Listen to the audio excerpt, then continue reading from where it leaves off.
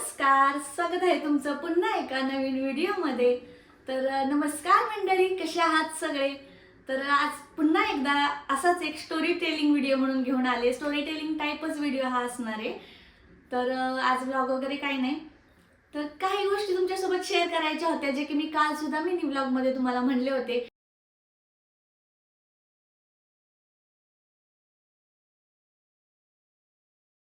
तर मला तुमच्यासोबत आहे ना माझ्या फर्स्ट ट्रायमेस्टरची पूर्ण जर्नी जी होती ना, पहिल्या 3 मंथची, पहिला, दुसरा, तिसरा, त्याची पूर्ण जर्नी जी आहे ती तुमच्यासोबत मला शेअर करायची होती। पण करू की नको असं करत करत आहे ना इतक्या दिवस पुढे ढकललं गेलं। खरं तर व्हिडिओ करायला उशीरच झालेला आहे। तसं म्हणायला गेलं तर आता मला 6 संपत येतील, म्हणजे मला 6वा महिना आता संपत येईल आणि मी आता व्हिडिओ बनवतीये। खरं तर उशीरच झालेला आहे, पण असो ठीक आहे। मी त्यामुळेच मिनी व्लॉगमध्ये सुद्धा विचारलं होतं की मी करू का नको असा व्हिडिओ, कारण मीच कन्फ्युजनमध्ये होते की मी असा व्हिडिओ मी करू की नको। तर तुमच्या सगळ्यांची रिप्लाय आले ठीक आहे कर दीदी म्हणून। तर म्हटलं चला आपण पण आपली जर्नी तुमच्यासोबत शेअर करूया। ज्या नवीन आई होणार असतील किंवा ज्या माझ्यासारख्या नवख्या असतील, ज्यांना ह्यातलं काही नॉलेज नसतं आणि प्रत्येक दिवस जसा नवीन उगवतो त्या काहीतरी टेन्शन घेऊन बसतात, आणि मग त्यांच्यासाठी आहे ना हा व्हिडिओ नक्कीच युजफुल असणार आहे। कारण मी माझा स्वतःचा अनुभव मी ह्यामध्ये शेअर करणार आहे। आणि मी सुद्धा काही एवढी कुणाची सल्लागार किंवा असं मी सुद्धा डॉक्टर वगैरे काही नाहीये, पण मला जे अनुभव आले माझ्या ह्या पहिल्या प्रेग्नन्सीमध्ये, माझी पहिलीच प्रेग्नन्सी आहे, नॅचरली राहिलेली आहे, त्यामुळे काही गोष्टी असतात की ज्या आपल्याला सगळ्या नव्याने कळतात, जे आपल्याला कुणीही येऊन सांगत नाही। पण त्या मी तुमच्यासोबत आता शेअर करते, मला जमल तेवढं करते। तर सगळ्यात स्टार्टिंगची जर्नी म्हणजे सगळ्यात पहिला मंथ जो की आपल्याला माहीतच नसतं की आपण प्रेग्नेंट आहे की नाही। आणि त्यावेळेला आहे ना मला सुद्धा नव्हतं माहिती, जसं बाकीच्यांना माहीत नसतं मला सुद्धा नव्हतं माहिती की मी प्रेग्नेंट आहे। आणि असं काही प्लॅनिंग सुद्धा नव्हतं आमचं की मी प्रेग्नेंट असणार आहे किंवा काय। पण हे मी तुमच्यासोबत आहे ना मी आधीच्या पण व्हिडिओमध्ये एकदा शेअर केलेले की मला प्रेग्नेंट आहे हे कसं समजलं, मी माझ्या नवऱ्याला कसं सांगितलं, माझ्या घरच्यांना कसं सांगितलं, त्यांची रिॲक्शन काय होती। तो व्हिडिओ सुद्धा मी आधी शेअर केलेला आहे, त्याची मी इथं कुठेतरी मी लिंक देईल आय बटनवरती किंवा देईल किंवा एंड स्क्रीनला देईल। तर तो व्हिडिओ सुद्धा नक्की जाऊन बघा, तो व्हिडिओ बघितल्यानंतर हा बघा। तर स्टार्ट करते की थोडक्यात तुम्हाला सांगते की मला कसं कळलं की पहिल्या मंथमध्ये, जसं मी तुम्हाला आता बोलले, पहिल्या मंथमध्ये काही कळत नाही कोणालाच की आपण प्रेग्नेंट आहे की नाही। मग त्यावेळेला मला सुद्धा नव्हतं माहिती, मला काहीच आयडिया नव्हती। माझं फिरणं वगैरे सगळं चालू होतं, खाणं पिणं ॲज युजल तसंच चालू होतं। मला आयडियाच नव्हती ना, मग मला माहीत तरी कसं असणार की मी प्रेग्नेंट आहे, मी काळजी घेतली पाहिजे। पहिला मंथ माझा असाच गेला। त्यानंतर मला जायचं होतं गावाला जायच्या बरोबर आदल्या दिवशी मी चेक केलं तर पॉझिटिव्ह रिझल्ट आला। थोडासा पुसट आलता कारण मी डेटच्या 2च दिवसानंतर मी चेक केलं होतं, कारण मला अर्जंटली गावाला जायचंच होतं आणि मला शंका होती म्हणून मी चेक केलं होतं। तर अशा वेळेला मग मला सांगावं लागलं घरी, ते त्या व्हिडिओमध्ये मी तुम्हाला डिटेल्समध्ये सांगितले, तिथे जाऊन तुम्ही नक्की बघा। पुढे झालं असं की गणपती बाप्पा बसणार होते, गणपती बाप्पा सगळ्यांच्या घरी येणार होते आणि मला ती बातमी बरोबर त्याच्या 1 दिवस आधी समजली। आणि अशी गोड बातमी मी सगळ्या घरच्यांना पण सांगितली, सगळे खुश होते। आणि त्यावेळेला ना मी खरंच काहीच काळजी घेतली नाही, मला त्रास पण काय होत नव्हता कारण सुरुवातीचे दिवस असतात। आणि अशा वेळेला आहे ना खरंच कोणालाच काहीच त्रास होत नाही। शक्यतो काही जणांना खूप अर्ली सिम्पटम्स येतात, काही जणांना असतो प्रॉब्लेम, पण माझ्या सगळ्या गोष्टी नॉर्मल होत्या। कदाचित माझी इम्युन सिस्टीम पण असेल तशी, त्यामुळे मला काहीच जाणवत नव्हतं। 1 महिना तर माझा असाच गेला। स्टार्ट झाला दुसरा महिना, दुसरा महिना नाही, दुसरा महिना स्टार्ट व्हायच्या आधीच मी जेव्हा मी चेक केलं ना, एक 8-15 दिवसांनी मी दवाखान्यात गेले, हॉस्पिटलमध्ये जाऊन सगळे चेकअप्स केले, सगळ्या गोष्टी झाल्या। आणि मला हा भ्रम होता की माझ्या सगळ्या गोष्टी नॉर्मल येणार आहेत। हा भ्रम प्रत्येकाला असतो की आपल्याला तर काहीच होत नाही, आपलं तर सगळं नॉर्मल चालू आहे, म्हणजे आपल्याला काहीच आजार नसणार आहेत। हे माझ्या बाबतीत सुद्धा झालं आणि हीच चूक मी पण केली। आणि रिपोर्ट्स घ्यायला मी गेले 15 दिवसांनी।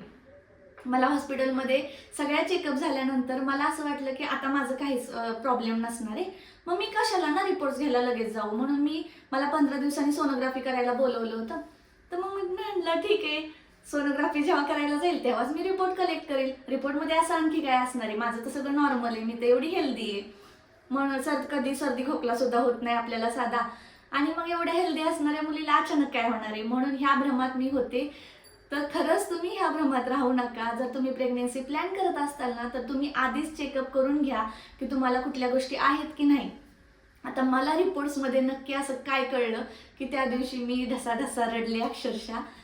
आता मी ज्या दिवशी मला सोनोग्राफी करायला बोलवलं, आधी मी सोनोग्राफीचा नंबर लावायला गेले, कारण तिथं भरपूर गर्दी असते, वेळ लागतो, सोनोग्राफी पटकन दिसत नाही, अर्ली स्टेजची असते त्यामुळे.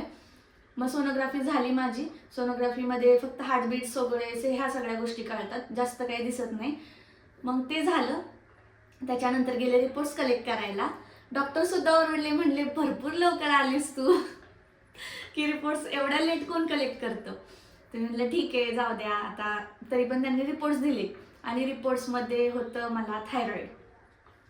तिथंच मला जेव्हा डॉक्टर ओरडले, मला तिथंच रडायला आलं. डॉक्टरपाशीच मला रडायला आलं की मला थायरॉइड कसा, आणि हा प्रकारच काय मला माहीत नव्हता की थायरॉइड असतो काय. आपल्याला हा प्रकारच माहीत नसणार आहे, तर मग आपण टेन्शन घेणारच, साहजिकच आहे. आता न्यू मॉम ज्या असतात त्यांना ह्या सगळ्या गोष्टींचं टेन्शन येतं, पण जसं जसं आपण त्या पिरियडमधनं जात असतो ना, हळूहळू सगळ्या गोष्टींचं टेन्शन कमी होतं. माझ्यासोबत पण तेच झालं. सुरुवातीला जेव्हा मला समजलं की मला थायरॉइड होता 13.6, हिंदी मराठी 13.6 हा माझा थायरॉइड लेवल, आणि आपल्याला लागतो 3पेक्षा कमी, तर माझा एवढा जास्त. तर मला त्या गोष्टीचं आलं टेन्शन. मी जशी डॉक्टरपासून आम्ही बाहेर आलो दोघं सुद्धा, आम्ही टेन्शनमध्ये की आम्हाला असं असं झाले, घरच्यांना सगळ्यांना सांगायला लागलो. मी घेतलं टेन्शन, मी लागले रडायला की मला असं झालंय तसं झालंय, मला थायरॉइडचं, आता बाळाचं काय होईल. त्या डॉक्टरने आणखी मला घाबरवलं होतं की बाळासोबत असं होतं तसं होतं. म्हणजे साहजिकच आहे, डॉक्टरचं पण ते काम आहे की आपण काळजी घ्यावी, आपण नवीन असतो, त्यामुळे डॉक्टरचं पण ते काम असतं की ते आपल्याला सांगतातच ह्या गोष्टी. तर माझ्यासोबत पण तेच झालं. मी एवढी रडले त्या दिवशी. मी अक्षरशः 3-4 दिवस तिथून पुढे आहे ना, मी टेन्शनमध्येच होते, कोणाला फोन करत नव्हते, काय करत नव्हते, आणि मला काही सिम्पटम पण जाणवत नव्हते. ते एक वेगळंच मला होतं की मला सिम्पटम का जाणवत नाहीत कसलेच. तर मग मला असं वाटायचं नक्की बाळ असणार आहे का नाही. डॉक्टरने आणखी घाबरवलं होतं, ते वेगळंच. मग आता ह्यांना पण मी वेगळंच टेन्शन द्यायचे. आकाश पण मला सारखे फोन करून करून मला ना माझं टेन्शन घालवत बसायचे, त्यांनाच वेगळं टेन्शन दिलं मी. मग हळूहळू जरा थोडंसं त्या गोष्टी नॉर्मल होत जातात. नंतर माझ्या बहिणी वगैरे, अशा आपल्या मैत्रिणी वगैरे, आपण सगळ्यांना कॉन्टॅक्ट करतो, त्यावेळेला समजतं की अरे हा, हिला पण होता, तिला पण होता, म्हणजे सगळ्यांना काही ना काही प्रॉब्लेम होता. मग आपणच नवीन नाही आहे ह्या सगळ्यात, मग आपण टेन्शन का घेतोय. ह्या गोष्टी मला तेव्हा समजल्या. मग मी जरा स्वतःचं टेन्शन कमी केलं, दुपारचं झोपणं कमी केलं. पण माझं असं झालं ना की मला पहिले सिम्पटम्स हेच यायला लागले की मला झोप भरपूर यायची, आळस भरपूर यायचा. म्हणजे मला मळमळ सुद्धा होत नव्हती, चक्कर येत नव्हती, म्हणजे मला काहीच थकवा वगैरे काही नव्हतं. मी नॉर्मल होते, ॲज इट इज, जसं सगळे नॉर्मल असतात तशी मी नॉर्मल होते. फक्त एक गोष्ट माझ्यात वाढली की मला आळस भरपूर यायला लागला. अक्षरशः मी आहे ना, सकाळी स्वयंपाक केलेली किचन सुद्धा मी आवरून ठेवत नव्हते, ते मी संध्याकाळी 4 आणि 5 वाजता, ते सुद्धा नवरा कामावरून येणारे म्हणून आवरून ठेवायचे. तर ही गोष्ट माझ्यासोबत तेव्हा झाली की पूर्ण दुसरा महिना माझा असा गेला. दुसरा म्हणता म्हणता एक 20-25 दिवस माझे तसेच गेले की मी पूर्ण त्या दिवसांमध्ये ना नुसता लोळून दिवस काढायचे. मला सगळे सांगायचे की तू हे कर, ते कर, हेल्दी खा, ह्या गोष्टी कर, त्या गोष्टी कर, पण मला खायचं पण मन होत नव्हतं. आणि म्हणजे असं उलट्या वगैरे काय होत नव्हतं, मळमळ पण नव्हती, पण मला खायचं सुद्धा मन व्हायचं नाही. नुसतं असं वाटायचं लोळून राहावं, झोपून राहावं, सारखा मोबाईल बघावा, आणि कोणाशी बोलू पण वाटत नव्हतं. हे असं माझं सिम्पटम्स. मग सगळ्यांना असं वाटायचं की अरे तू जशी करशील ना तसं बाळ होईल, तू आळस करशील तर बाळाला पण आळस येईल. मग ह्या थोड्या गोष्टींनी मी थोडंसं स्वतःला असं पुश करायला लागले की बाबा आपण ॲक्टिव्ह राहूया. पण नव्हतं होत माझ्याच्याने ते 20-25 दिवस तर माझे तसेच गेले की मी नुसता आळस. सकाळचं मी अंथरूण सुद्धा काढत नव्हते, इतकी मी आळशी झालते. म्हणजे आत्ता मला आठवलं का नाही, माझी मलाच लाज वाटते की मी इतकी आळशी कशी झाले. पण त्यातून सुद्धा मी मिनी ब्लॉग सुद्धा बनवायचे, पण चेहऱ्यावर कधी दिसून दिलं नाही. त्या माझा, आणि सगळेजण हे पण सांगायचे, ज्यांना अनुभव आहेत ते सगळेजण मला सांगायचे की जिना चढू नको, किंवा हे खाऊ नको, ते खाऊ नको, असं करू नको, तसं करू नको. पण खरं सांगायचं ना, मी कुठल्याच गोष्टी जास्त पाळल्या नाहीत. का काय माहित नाही मला, पण मी काहीच पाळलं नव्हतं. पण काही गोष्टी होत्या की मी नंतर जर असं स्ट्रिक्टली पाळायला लागले की बाबा असं वाटायला लागलं की आता आपण काही गोष्टी पाळल्या पाहिजेत. मग त्यामध्ये असं केळी खाणे असेल किंवा ड्रायफ्रुट्स खाणं असेल. ड्रायफ्रुट्स मला सांगितले होते सगळ्यांनी की गरम गोष्टी असतात त्या खाऊ नकोस. आणि मला हे सांगायच्या आधीच मी 1 महिना पूर्ण ड्रायफ्रुट्स खात होते आणि कधी कधी असे कोरडे सुद्धा खायचे बिना भिजवता. आणि मला खरंच माहित नव्हतं मला की ह्या गोष्टी गरम असतात, ह्या चांगल्या नसतात बाळासाठी. आणि जेव्हा मला समजलं मग मी तिथून पुढे जरा बंद केलं. तर केळी पण मी बंद केल्या होत्या जेव्हा मला समजलं केळी पण खायची नसतात, पण ते सुद्धा बंद केला. नंतर नॉनव्हेज वगैरे ह्या गोष्टी सुद्धा मी बंद केल्या. बंद म्हणजे बंद नाही झाल्या, 8 दिवसातनं 15 दिवसातनं अशा खात होतो, पण मी खात होते. त्यानंतर हा असा आळसपणाचा माझा गेला पूर्ण 2रा महिना. आणि त्याच्यानंतर आली दिवाळी. दिवाळीला जायचं होतं मला माहेरी. तेव्हा पण मी तुमच्यासोबत ब्लॉग शेअर केलेले आहेत सगळे. तेव्हा मी 8 दिवस माहेरीच होते आणि तिथं सुद्धा मी अशीच आळसपणातच. आता माहेरी गेल्यावर तर अशाही मुली आळशी होतात आणि मी तर ऑलरेडी प्रेग्नेन्सीमध्ये मला आळसच येत होता. म्हणजे माझे सिम्पटमच ते होते की आळस येणं नुसता. तर मग तेव्हा पण मी मम्मीच्या घरी सुद्धा जास्त आळस येत होता. पण दिवाळी असल्यामुळे ना एवढं काही कळून आलं नाही. तेव्हा माझा थोडा आळस कमी झाला. पण आणि टेन्शन पण डोक्यातून गेलं की थायरॉइड होता वगैरे, अशा पण ते सुद्धा टेन्शन डोक्यातून गेलं की आता सगळेजणांनी समजवलं की थायरॉइड एवढी मोठी गोष्ट नाहीये आणि त्याचा मला काही ना त्रास पण नव्हता. त्यामुळे मला कसं वाटायचं की ही काहीच गोष्ट नाही, ही होईल नॉर्मल गोळ्यांनी. डॉक्टर पण बोलले की होईल नॉर्मल जेव्हा मी चेकअपला गेले त्यावेळेला. मग त्यानंतर परत गेलो आम्ही. जेव्हा आम्ही दिवाळीवरून माघारी आले घरी तेव्हा परत एकदा दुसरी सोनोग्राफी करायची होती. ती सोनोग्राफी केली. त्या सोनोग्राफीमध्ये हार्टबीट वगैरे आम्हाला ऐकायला मिळाल्या. थोडंसं बाळ दिसलं. म्हणजे तेव्हा एक असं मनाला तर हे झालं, समाधान भेटलं की बाबा हा खरंच आहे बाळ. म्हणजे असं मला ना सिम्पटम नसल्यामुळं काही जाणवत नसले, सुरुवातीला काहीच जाणवत नाही. त्यामुळे आपल्याला ना तेव्हा असं एकदम आपण सिरियस नसतो. मग जेव्हा ते दिसलं, हार्टबीट ऐकल्या आम्ही दोघांनी पण, त्यावेळेला मग असं जाणवायला लागलं की बाबा हा आता माझ्या पोटामध्ये बाळ आहे, आता मी जपून सगळं केलं पाहिजे. मग तिथून पुढे जरासं मी जपून वागायला लागले. म्हणजे माझा वेंधळतपणा जो आहे ना तो तिथून पुढे कमी झाला. मग दिवाळीवरून मी आले इकडे माघारी. इकडे आल्यानंतर आळस माझा कमी झाला. मी स्वतःहून कमी केला, कारण मला समजत होतं की आता पोटामध्ये बाळ आहे आपल्या. हार्टबीट मी ऐकल्या होत्या की ते जिवंत एक जीव मी सांभाळते माझ्या पोटामध्ये. मग मला त्याच्यासाठी का होईना पण मला आहे ना सगळ्या गोष्टी ॲक्टिव्ह राहून केल्या पाहिजेत, सगळ्या गोष्टी क्लिअर राहून केल्या पाहिजेत. मग मी तिथून पुढे भगवद्गीता वाचणं किंवा श्लोक वगैरे ऐकणं ह्या गोष्टी मी चालू केल्या. तर मग हळूहळू जरा ह्या गोष्टींनी ना माझ्यात पॉझिटिव्ह इफेक्ट दिसायला लागले. मी स्वतःमध्ये सुधारणा केली आणि त्यावेळेला माझा आळस पूर्ण संपला. आणि ह्या 3 महिन्यामध्ये ना मला अजून एक गोष्ट सांगायची राहिली मला, की वर्षातून 1दा-2दा खोकला होणाऱ्या मुलीला ह्या 3 महिन्यामध्ये 3 ते 4 वेळेला मला सर्दी खोकला झालेला होता. हे सुद्धा एक सिम्पटमच असेल कदाचित, मला तरी असं वाटतं, कारण मला कधीच सर्दी खोकला होत नाही. आणि मला त्यावेळेला ना 2 ते 3 वेळा सर्दी खोकला झाला एकाच महिन्यामध्ये. तर हे सुद्धा एक सिम्पटम असणार आहे, पण काय माहित नाही प्रत्येकाला तसंच होतं की नाही. तर त्याच्यानंतर मी कुठं होते, 3ऱ्या महिन्यामध्ये 3रा महिना चालू झाला आणि माझा आळस तर पूर्ण संपला होता आणि मी एकदम ॲक्टिव्ह राहायला लागले. पण आता सुरुवात झाली मळमळ आणि उलट्यांची, जी की सगळ्यांना होती आणि जे कोणालाच आवडत नाही. माझ्यासोबत पण तेच व्हायला लागलं. मला स्वयंपाकाचा वास आवडत नव्हता, मला चपात्यांचा वास आवडत नव्हता. जे आपण कणिक मळतो ना मला त्याचाच वास यायचा. असं वाटायचं ते तोंडापुढं पण घ्यायला नको, पण काय करणार, पर्याय नव्हता, मलाच करायला लागत होतं सगळं. आणि भाजी पण फोडणी देताना त्याचा वास सहन होत नव्हता. तेलकट काय खाऊ वाटत नव्हतं आणि असं चटपटीत काहीतरी खाऊ वाटायचं. पण चटपटीच्या नावाखाली ना पूर्ण 3 महिन्यात मी फक्त पाणीपुरी खाल्लेली. मी बाकी काही जंक फूड खाल्लं नाही. मी आता जरी थोडंफार मी दाखवत असले व्हिडिओमध्ये किंवा खात असले ना, तरी मी पूर्ण 3 महिन्यामध्ये अक्षरशः मी पाणीपुरी सोडून मी बाहेरचं काहीच खाल्लं नव्हतं किंवा मी ते घरी सुद्धा बनवलं नव्हतं. मी इतकं स्ट्रिक्टली त्या गोष्टी पाळल्या होत्या. त्यात मला आकाश सुद्धा मला कुठल्या गोष्टी खाऊन देत नव्हते, करून देत नव्हते. त्यामुळे मी घरात पण काही जंक फूड केलं नाही, फक्त पाणीपुरी खात होते, कारण ती सुद्धा मला तोंडाला चव यावी म्हणून. 3ऱ्या महिन्यामध्ये मला हळूहळू थोडेसे मळमळ वगैरे व्हायला लागली. सुरुवातीला काय व्हायचं की सकाळपासून मी नीट असायचे आणि सोबतच मला ना मेडिसिन्स पण चालू होते. त्यामुळे मेडिसिन्समुळे पण कदाचित होत असणार तसं, की आपल्याला कधी सवय नसते. मला सकाळपासूनच थायरॉइडची गोळी होती, त्यानंतर आयर्नची, नंतर कॅल्शियमची, अशा गोळ्यांमुळे मला कदाचित होत असणार आहे. म्हणजे 3-4च्या नंतर आहे ना मला असं मळमळ व्हायची, डोकं जड यायचं, सारखं असं उलटी करायचं मन व्हायचं, असं वाटायचं उलट्याच करत राहावं, उलटी केली तरी त्रास व्हायचा. म्हणजे ह्या गोष्टी सारख्या होत राहायच्या, थकवा येत होता.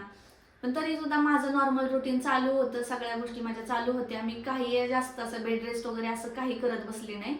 मला कसं वाटायचं जितकं ॲक्टिव्ह राहील ना मी, तितकं माझं शरीर चांगली मला साथ देईल. म्हणून मी ॲक्टिव्ह राहायचा प्रयत्न करायचे आणि त्याचा फायदा ना मला आत्ता होतोय, हे खरं आहे. मग त्याच्यानंतर आहे ना, जरा असं संध्याकाळच्या जरा जास्त अशा उलट्या मळमळ ह्या गोष्टी व्हायच्या. कुठल्याच गोष्टीचा वास सहन होत नव्हता. अक्षरशः मी दिवसभर माझी खिडकी दारं सगळं ओपन ठेवायचे. का तर मला घरात सुद्धा बसू वाटत नव्हतं. रडायला यायचं सारखं सारखं. मी ह्यांना फोन करायचे, सारखी फोन करून त्रास द्यायचे. त्यांना सुद्धा त्रास व्हायचा त्या गोष्टीचा, पण ते कधी बोलले नाहीत मला. त्यांना पण काळजी वाटायची. मग मी रडायचे सारखी, का तर मूड स्विंग्स पण व्हायचे. आणि मग मला असं व्हायचं ना की सतत कुणीतरी माझ्यापाशी येऊन बसावं, सतत कुणीतरी माझ्याशी बोलावं, मला असं गप्पा मारत राहावं. मग मी कोणालाही फोन करणार, त्यांच्याशी बोलत बसणार, पण रोज तरी आपल्याशी कोण बोलणार. मग अशा काही निवडक आहेत आपल्या जवळच्या व्यक्ती, त्या माझ्याशी बोलायच्या. मला खूप बरं वाटायचं त्या दिवसांमध्ये. पण माझा ना दिवसच सरायचा नाही. असं वाटायचं ना की दिवस पण इतका मोठा का आहे, आणि मला रडायला यायचं ते वेगळंच. मग ते असे दिवस गेले काही दिवस. त्यानंतर उलट्या मला इतक्या जास्त नाही, पण 1 दिवसाआड 2 दिवसाआड अशा मला उलट्या व्हायच्या. इतकं पण नाही की जेवणच जात नव्हतं किंवा काय. जेवण सगळं मला पूर्ण जात होतं. सगळ्या गोष्टी मी खात होते, हेल्दी गोष्टी सगळ्या हेल्दीच होत्या. फक्त पाणीपुरी माझी दिवसाआड चालू होती. त्या गोष्टीला काही अपवादच नव्हता मला. आणि ते म्हणतात जरा या पाणीपुरीनी पण थोडंसं मळमळ जी होती त्याला थोडंसं आराम भेटतो. त्यामुळे मला ते सुद्धा त्या गोष्टीला त्यांनी अडवलं नाही मला. थोडंसं सारखं मग मी ह्यांना बाहेर न्यायचे. मग थोडंसं जरा तेवढ्यापुरतं बरं वाटायचं. पण परत तेच की परत सकाळी व्यवस्थित व्हायची, दुपारनंतर परत मळमळ उलट्या हे सगळं. आणि नंतर ते पहिले 15-20 दिवस तसे गेले. नंतरचे 15-20 दिवस असे गेले की ना सकाळपासूनच मळमळ व्हायची. अगदी पाणी सुद्धा पिलं तरी उलटी आल्यासारखं व्हायचं. कुकरची शिट्टी झाली त्याचा वास आला तरी उलट्या व्हायच्या. परत आणखी म्हणजे असं म्हणलं ना, कांदा चिरला किंवा फोडणी दिली किंवा एखाद्या भाजीचा वास, म्हणजे सुगंध असायचा ना त्याने सुद्धा मला मळमळण्यासारखं व्हायचं. सतत तोंड असं असायचं सतत वाकडं तोंड असायचं, कधीच असं सरळ नसायचं. आणि मग माझं तसं वाकडं तोंड सारखं आणि असं लोळल्यासारखा चेहरा, सारखा असा फ्रेश नसायची अजिबात. मग हे पण ह्यांना पण असं नाही का, त्यांचं पण जरा चिडचिड व्हायची. माझी तर जास्तच व्हायची. मग ते मूड स्विंगच्या नावाखाली जास्तच मी चिडचिड करायचे त्यांच्यावरती. ह्या सगळ्या गोष्टी झाले. ह्यामध्ये माझे असे 3 महिने गेले. हे माझे सिम्पटम्स सगळे. आणि त्रास तसा मला काहीच नव्हता. थोडंसं कधी ओटीपोटामध्ये दुखायचं, तेवढंच काय असेल ते तो त्रास, आणि तेवढा होतोच. कारण सगळे आपले ऑर्गन शिफ्ट होत असतात बेबीसाठी, त्यामुळे तेवढा त्रास होतोच. ओटीपोटामध्ये दुखायचं आणि पाय वगैरे दुखायचे, फक्त एवढा त्रास व्हायचा. आणि मी घरीच असल्यामुळं काही मला जास्ती काय त्रास एवढा जाणवला नाही. पण मळमळ आणि उलट्या 1-2 दिवसाआड अशा मला चालू होत्या. आणि नंतर मग जरा 3रा महिना ह्यामध्ये गेला. तर असे गेले माझे 3ही महिने. म्हणजे पहिल्या महिन्यामध्ये काहीच त्रास नाही, एकदम नॉर्मल. 2ऱ्या महिन्यामध्ये नुसते आळस, झोप, काही लक्षणं पण नाही, काहीच नाही, त्रास पण नाही, फक्त आळस, झोपून राहावं असं वाटायचं. आणि 3ऱ्या महिन्यात हे उलट्या मळमळ अशा गोष्टी. पण ह्या सगळ्यामध्ये ना हे 3 महिने माझे तरी असे गेले. प्रत्येकाचेच असे जातील असं नाहीये. प्रत्येकाचं वेगळं असतं. प्रत्येकाची बॉडी टाईप वेगळी आहे, इम्युन सिस्टीम वेगळी आहे. त्यामुळे प्रत्येकाला आहे ना सिम्पटम सुद्धा वेगळे होतात. काही जणांना खूप जास्त त्रास होतो, काही जणांना काहीच त्रास होत नाही. आणि मला ना हे सगळं जे त्रास होत नाही ना, त्यामुळे सगळेजण मला म्हणतात की तुला मुलगाच होणार आहे. आता मुलगा होऊ नाही तर मुलगी होऊ, मला त्याचा काहीच फरक पडत नाही. कारण शेवटी मी आई होणार आहे, थोडक्यात झालीच आहे. त्यामुळे मला काही झालं तरी माझ्यासाठी ते माझाच जीवाचा तुकडा आहे तो. पण सगळेजण म्हणतात मुलगा होणार आहे. आता बघू काय होतंय पुढचं कोणाला सांगू शकतो. आता 6वा महिना मला संपत येईल, बघू अजून 3 महिने बाकी आहेत, काय होईल ते होईल. आता माझी ही सगळी जर्नी सांगण्यामागे ना एकच माझा उद्देश आहे की ज्या पहिल्यांदा प्रेग्नेंट राहतात, मला माहिती आहे मी एकटीच प्रेग्नेंट नाही आहे ह्या जगामध्ये, पण प्रत्येकाचे अनुभव शेअर करण्याची जी पद्धत आहे ना, त्यावरून काही जणांना आराम सुद्धा मिळू शकतो ह्या गोष्टीचा, किंवा भीती कमी होऊ शकते. छोट्या छोट्या दुखण्यासाठी डॉक्टरकडे जावं लागणार नाही. म्हणजे ह्या गोष्टी तुमच्या कमी होतील. की माझ्या अनुभवातनं कदाचित तुम्हाला पण अशा गोष्टी होत असतील. छोटीशी काहीतरी गोष्ट झाली की आपण डॉक्टरकडे पळतो. मग ह्या गोष्टी आहे ना बंद करायच्या, की आपल्याला ह्या गोष्टी ना शक्यतो इंस्टाग्राम, व्हॉट्सअप, यूट्यूब ह्या सगळ्या गोष्टींवर आहे ना डिलिव्हरीच्या गोष्टी बघत बसायचं नाही. पॉझिटिव्ह ठेवा स्वतःला. जास्त करून भगवद्गीता वाचा, शिवरायांच्या कथा वाचा.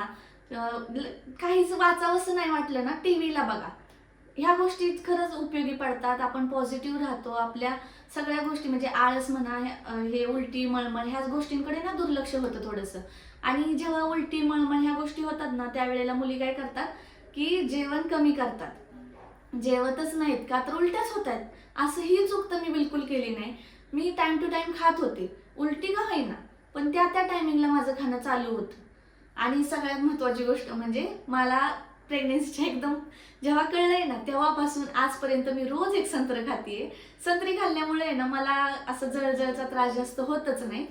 आता ते प्रत्येकाच्या बॉडी टाईपनुसार असेल. मला संत्री आवडतात म्हणून कदाचित मला असं होत नसेल. पण ज्याचं त्याचं आहे. जरी आपल्याला सांगितलं की थायरॉइड आहे, काही आहे, दुसरं काही असू शकतं, हाय रिस्क जरी सांगितली ना प्रेग्नेन्सीमध्ये, तरी सुद्धा घाबरून जायचं नाही. आपण पॉझिटिव्ह राहायचं. पॉझिटिव्ह राहिलं ना सगळ्या गोष्टी नॉर्मल होतात. माझं थायरॉइड सुद्धा आता ना लेवलला आलाय पूर्ण, पण तरी सुद्धा अजून गोळ्या मला चालू ठेवल्यात, पण लेवलमध्ये आहे. म्हणजे आता काहीच नसल्यासारखं आहे. आणि आता मी इतकी ऍक्टिव्ह राहते की मी अक्षरशः दुपारची लोळत सुद्धा नाही, झोपत सुद्धा नाही. थोडाफार त्रास होतो, पण तो एवढा तेवढा चालून जातो. पण आपण जितकं ऍक्टिव्ह राहील, पॉझिटिव्ह राहील ना, तितकं आपल्यासाठी पण चांगले, त्या बाळासाठी पण चांगले. पुढच्या 3 महिन्याची जर्नी मला नाही वाटत एवढी काही खास आहे, कारण सगळे दिवस परत माझे नॉर्मल गेले. पण जेव्हा माझी पूर्ण 9 महिन्याची प्रेग्नेन्सी होईल ना, तेव्हा मी डिटेलमध्ये एखादा व्हिडिओ करेलच त्यावेळेला. आणि हो, मी या 3 महिन्याच्या जर्नीतलं माझं जे सांगितलं ना सगळं, की मी कुठल्या गोष्टीच पाळल्या नाहीत, हे प्रत्येकाच्या बाबतीत नाही होणार. की मी जिना पण चढत होते, मी बाईकवर पण मी ट्रॅव्हल करत होते, आणि माझी धावपळ पण थोडीफार व्हायचीच, घरातल्या कामांची म्हणा, काय म्हणा, थोडंफार ओझं उचलण्यात येत होतं. पण ह्या सगळ्या गोष्टी प्रत्येकाच्याच बाबतीत होतील असं नाही. तुम्हाला जे डॉक्टरनी सांगितले तुम्ही ते पाळा. मला काहीच त्रास होत नव्हता, म्हणजे असं नाहीये की तुम्हाला पण काही त्रास होणार नाही. प्रत्येकाचा त्रास वेगळा असतो. पहिले 3 महिने खरंच कोणाला सांगू नका. मी पण कोणाला सांगितलं नव्हतं. सगळ्या गोष्टी प्रायव्हेटली आपल्या आपल्यातच ठेवा. आणि ज्या गोष्टी डॉक्टर सांगतील ना त्याच गोष्टी पाळा. म्हणजे मी सांगतेय म्हणून माझा अनुभव घेऊन तुम्ही तेच पाळताल असं करू नका. ज्याच्या त्याच्या बॉडी टाईपनुसार त्याची त्याची इम्युन सिस्टीम असते, त्यामुळे त्याला सहन होतं. मला झालं त्यामुळे तुम्हाला होईल असं नाहीये. त्यामुळे ना ह्या गोष्टी सल्ला म्हणून घेऊ नका. फक्त मी माझा अनुभव शेअर करतेय. कारण जसं पहिल्या प्रेग्नेन्सीमध्ये आपल्याला काहीच गोष्टी कळत नाहीत ना, तशा आणखी पण मुली आहेत की ज्यांना पण त्यांच्या प्रेग्नेन्सीमध्ये काय करावं हे समजत नाही. त्यामुळे ना फक्त स्वतःची काळजी घ्या. जर प्रेग्नेन्सी प्लॅन करत असाल सॉरी स्वतःची काळजी घ्या. जर प्रेग्नेन्सी प्लॅन करत असाल किंवा ऑलरेडी प्रेग्नेंट असाल तर एक गोष्ट कधीच सोडायची नाही की टाइम टू टाइम जेवणं आणि टाइम टू टाइम वॉक करणं, पॉझिटिव्ह राहणं, पुस्तकं वाचणं किंवा टीव्हीला काहीतरी पॉझिटिव्ह बघणं. ह्या गोष्टी मोबाईल जरी बघत असाल, मोबाईल कधी आपण अवॉइड करू शकत नाही. मोबाईलमध्ये सुद्धा पॉझिटिव्ह गोष्टीच बघितल्या पाहिजेत. आणि डिलिव्हरीच्या रिलेटेड कोणतीच गोष्ट बघत राहायची नाही. मी अजून सुद्धा डिलिव्हरीच्या रिलेटेड काही बघितलं नाही. फक्त काय खायचं, काय प्यायचं ह्या गोष्टी मी बघत राहते. काय बाळासाठी योग्य आहे ना ह्या गोष्टी मी करत राहते. आणि निगेटिव्ह लोकांपासून सुद्धा लांब राहायचं ही मेन गोष्ट करायची. तसं तर आपल्या आजूबाजूला एवढं कोणी निगेटिव्ह नसतंच. सगळे आपले चांगल्याचाच विचार करतात. पण तरी सुद्धा काही जणांच्या आसपास एखादी व्यक्ती कोणी निगेटिव्ह असेल तर त्या निगेटिव्ह व्यक्तींपासून लांब राहायचं. आणि असं म्हणतात की आपण जितकं पॉझिटिव्ह राहील ना, ह्या पॉझिटिव्हचा इफेक्ट आहे ना सगळा नॉर्मल डिलिव्हरीसाठी चांगला होतो. आता मला माहित नाही माझं काय होईल पुढं आता देवाला डॉक्टरलाच माहिती. पण बघू, निदान ते आता तरी माझ्यासाठी चांगलं आहे की मला जास्त काही त्रास होत नाही. मी सगळ्या गोष्टी माझ्या करू शकते. आणि मला कोणाच्या हेल्पची आत्ता तरी गरज लागत नाहीये. मी सगळ्या गोष्टी ऍक्टिव्हली स्वतः करू शकते. त्यामुळं तुम्ही सुद्धा करू शकता. प्रेग्नेन्सीच्या रिलेटेड जर तुम्हाला आणखी काही व्हिडिओ पाहिजे असतील किंवा काही गोष्टी तुम्हाला जर शंका असतील तर तुम्ही कमेंट सेक्शनमध्ये सांगा. त्या मी तुम्हाला तिथेच उत्तर देईल, नाहीतर एखादा व्हिडिओ बनवून उत्तर देईल. कारण मी शक्यतो असे प्रेग्नन्सीचे पूर्ण व्हिडिओ बनवत नाही, कारण मला स्वतःला सुद्धा एवढा जास्त अनुभव नाही आहे. ते मी तुम्हाला काय शिकवणार जास्त. मी फक्त माझे अनुभव शेअर करते. आणि हा व्लॉग सुद्धा ह्यासाठीच होता की मला माझा 3 महिन्याचा अनुभव तुमच्यासोबत शेअर करायचा होता. तर व्लॉग कसा वाटला ना नक्की कॉमेंट्समध्ये सांगा. आणि तुम्हाला 3 महिन्यामध्ये ना पहिल्या काय काय त्रास झाला होता ना, ते तुमचे पण अनुभव मला कॉमेंट्समध्ये सांगा. मी प्रत्येकाचे कॉमेंट्स रीड करते आणि रिप्लाय सुद्धा देते. त्यामुळे तुम्ही नक्की शेअर करा ह्या गोष्टी. मला सुद्धा कळू द्या की कोणाला काय त्रास होतो, कोणाला काय नाही होत. माझी तरी लकीली मला जास्त काही त्रास नाही झाला, पण काही जणांना होत असेल. तर भेटूया पुन्हा अशा व्हिडिओमध्ये. अशा नाही, दुसरे पण व्हिडिओ तुम्हाला बघायला भेटतील, पण कधीतरी अधूनमधून असे व्हिडिओ पण तुम्हाला बघायला मिळतील, असे अनुभव शेअर करण्यासाठी किंवा काही गोष्टी गैरसमज असतील, कोणाचे काय असतील, हे सगळं दूर करण्यासाठी अशा गोष्टी मी काही ना काही शेअर करत राहीन. तर भेटूया लवकरच. Okay, bye.